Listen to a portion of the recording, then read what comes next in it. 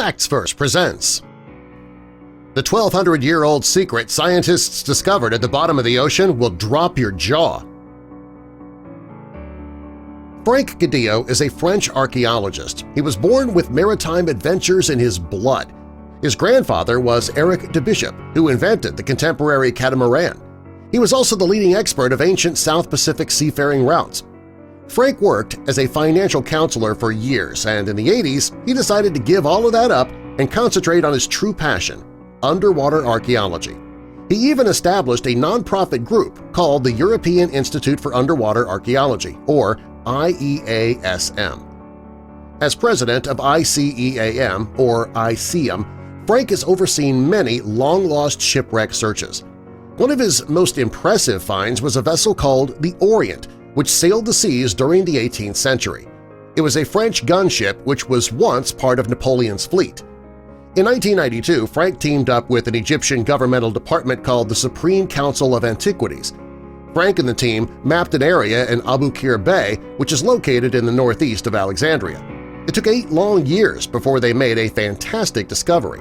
The port that they searched is a very important place in history.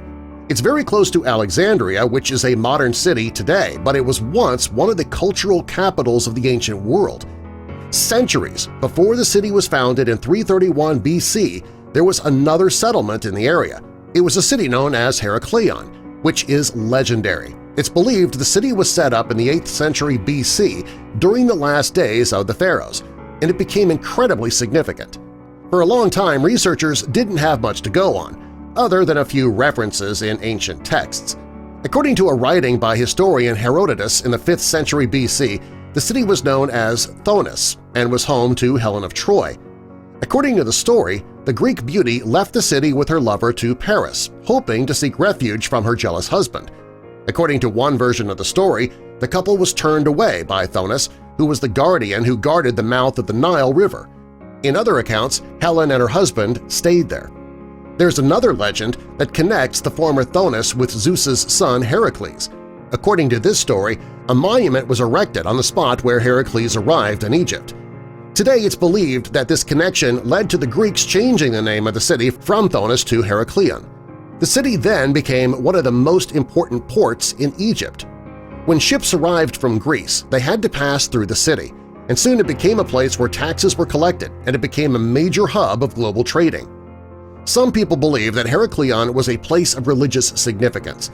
A temple was dedicated to the Egyptian deity Amun. The sanctuaries were said to have produced miracles, and the pilgrims flocked to the region to find their own miracles. In time, the glory days of the city would come to an end. When nearby Alexandria was replaced as Egypt's major port, the city began to fall. It fell completely when a series of natural disasters wrought havoc on the foundations of the city, and soon the entire city itself disappeared beneath the waves.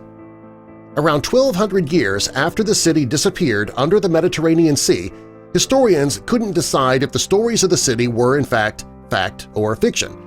While stories of the city appeared in the ancient text, there's always been a mystery surrounding the exact location of it. Frank believed that it was all real, and he was going to find it and prove its existence. Frank placed his focus on Abu Qir Bay, which is located 12 miles east of modern-day Alexandria. He wasn't just acting on a hunch, though. In 1933, a commander of the Royal Air Force spotted the ruins under the water while flying overhead. In 1996, Frank started surveying that area. In 2000, Frank began excavating. He had special equipment that was made to blast away layers of sand, and divers were able to expose what was left of Heraklion for the first time in centuries. As they worked, they were learning more about the ancient city, and what they found helped confirm the theory that the settlement was, in fact, first called Thonis and then Heraklion. They were careful not to cause any damage to the ruins and managed to uncover plenty of artifacts. They managed to uncover things that were believed to have been lost to the sea forever. Subscribe for more.